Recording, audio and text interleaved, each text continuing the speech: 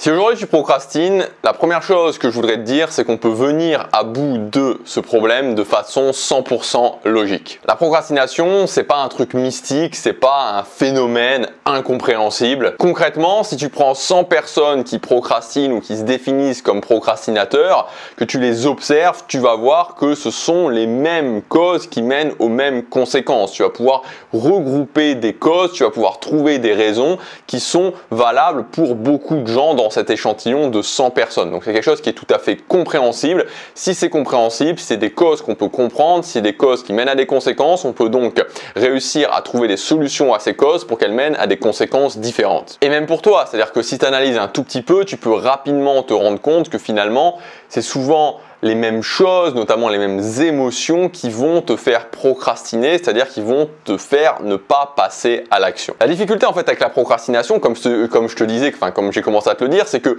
finalement la procrastination c'est le délai que tu mets, mais on met un mot procrastination sur quelque chose qui a des causes multiples, c'est-à-dire que la conséquence c'est le délai. Je mets du délai entre moi et ce que je veux atteindre, plus je procrastine et plus il y a de délai, plus ce délai augmente.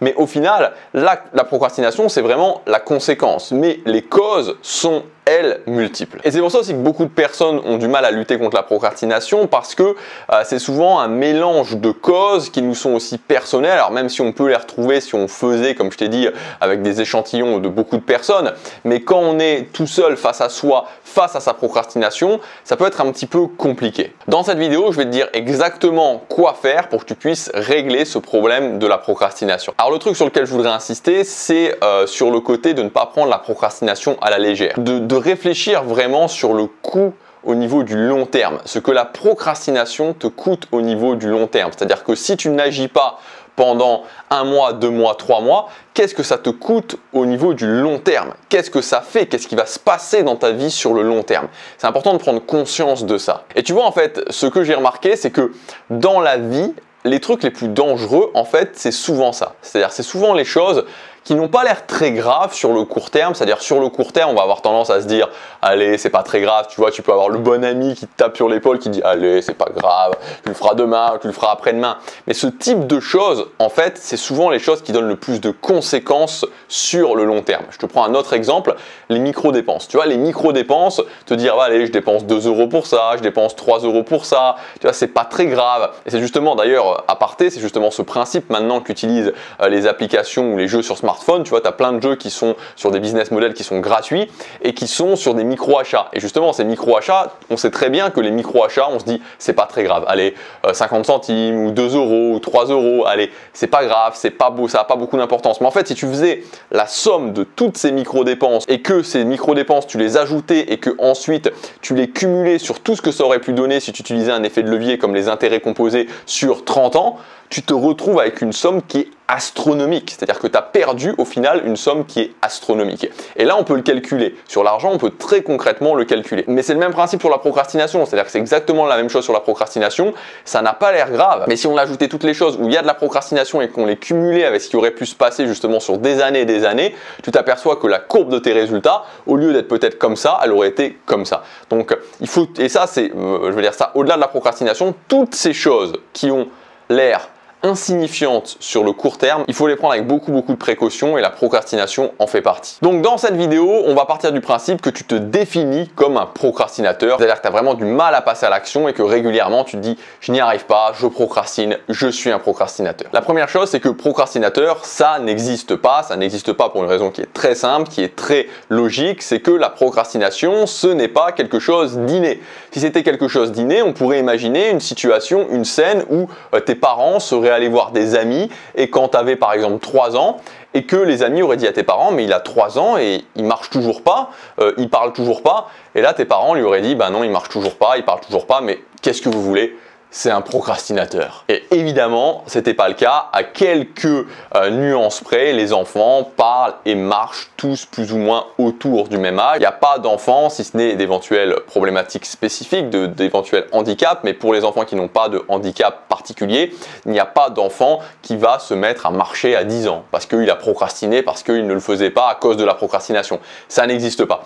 Donc ça veut tout simplement dire que la procrastination n'est pas quelque chose d'inné. Tu n'es pas procrastinateur et quand tu te définis définis comme un procrastinateur, comme on l'a vu il y a quelques vidéos en arrière, c'est plus un ensemble d'habitudes ou d'éventuellement d'émotions sur lesquelles tu as du mal à avoir du contrôle, mais ce n'est en aucun cas quelque chose qui fait partie de toi, ce n'est en aucun cas une identité. La deuxième chose pour aller au-delà de la procrastination, c'est de te dire qu'est-ce que je devais faire, est-ce que je l'ai fait ou est-ce que je ne l'ai pas fait et pourquoi je ne l'ai pas fait. Et je t'invite à commencer à le faire sur une chose. Donc aujourd'hui, quelle est cette chose que je devais faire? Est-ce que je l'ai fait? Est-ce que je ne l'ai pas fait? Et si je ne l'ai pas fait, pourquoi je ne l'ai pas fait. Troisième chose, c'est le rappel au quotidien du coût de ta procrastination sur le long terme. Parce qu'en fait, souvent ce qu'on essaie de faire, c'est humain, c'est normal, c'est compréhensible, c'est qu'on essaie d'oublier. On essaie soit d'oublier, soit de minimiser en se disant je ne l'ai pas fait, c'est pas très grave, ou bon voilà, on pense à autre chose, on oublie, on verra plus tard. On essaie de se rassurer finalement, et comme je disais, c'est compréhensible, mais c'est une très mauvaise idée parce que ça nous emmène dans le gouffre en fait, ça nous emmène vers un gros problème, c'est-à-dire que si tu es sur l'autoroute sur une voiture et que tu lâches le volant, que tu fermes les yeux, tu peux essayer de te rassurer, mais voilà, il y a un problème qui va arriver à un moment donné, tu vois. Et la procrastination, évidemment, c'est pas un problème où tu vas mourir, mais c'est un problème où tu risques d'avoir beaucoup de regrets. Et c'est ça la problématique, c'est-à-dire que on peut essayer de se rassurer, on peut se dire que ce n'est pas si grave et on peut penser que c'est une bonne idée de faire ça, mais c'est pas une bonne idée. À l'inverse, quand je prends conscience qu'il y a un coût sur le long terme, ce coût sur le long terme et le fait de me le rappeler au quotidien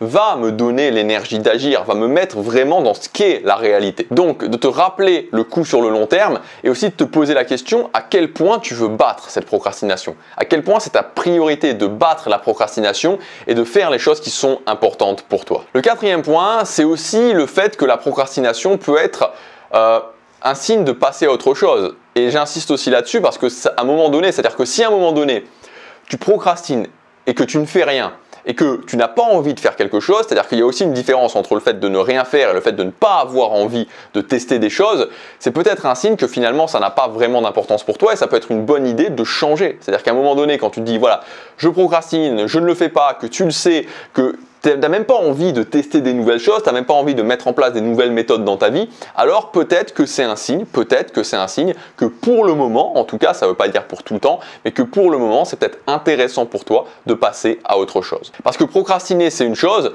mais ne pas chercher de solution pour arrêter, c'est autre chose. Et je sais que les choses que je te dis ici, peut-être qu'il y a certaines personnes qui les prennent mal, mais encore une fois, l'idée c'est plus de sortir de l'illusion. Ça sert à rien de vivre dans une illusion, parce que vous savez, quand on vit dans une illusion, quand on a l'impression que, quand on n'est pas dans la réalité, en fait, à un moment donné, on finit par sortir de cette illusion, et plus on se maintient dans cette illusion, plus le jour où on en sort, ça fait mal, ça fait très très très mal. Donc le plus vite je me mets dans la réalité, le plus vite j'admets que si je procrastine, je vais pas arriver à ce que je veux, et que si je procrastine et que je ne fais rien pour sortir de ça, ça veut peut-être dire qu'il faut que je passe à autre chose, c'est de mon point de vue beaucoup plus intéressant. Et enfin, le dernier point, c'est de simplifier, vraiment simplifier, simplifie les choses. Et comme la procrastination, c'est le fait de mettre du délai sur les choses qui sont importantes pour toi, je te conseille de simplifier un maximum les choses qui sont importantes. Réduis, si tu procrastines, et notamment si tu procrastines beaucoup, réduis à un seul objectif, réduis à une ou deux actions maximum les plus importantes pour cet objectif, fais-les, fais tomber un maximum ton taux de procrastination et ensuite construis par rapport à ça.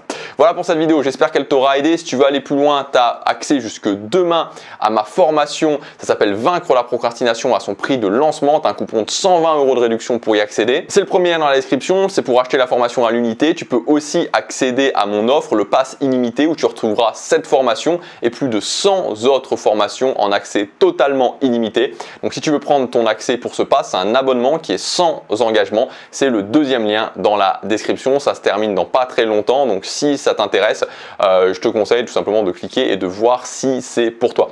Voilà, je te dis à demain pour la prochaine vidéo, passe à l'action, chaque jour compte.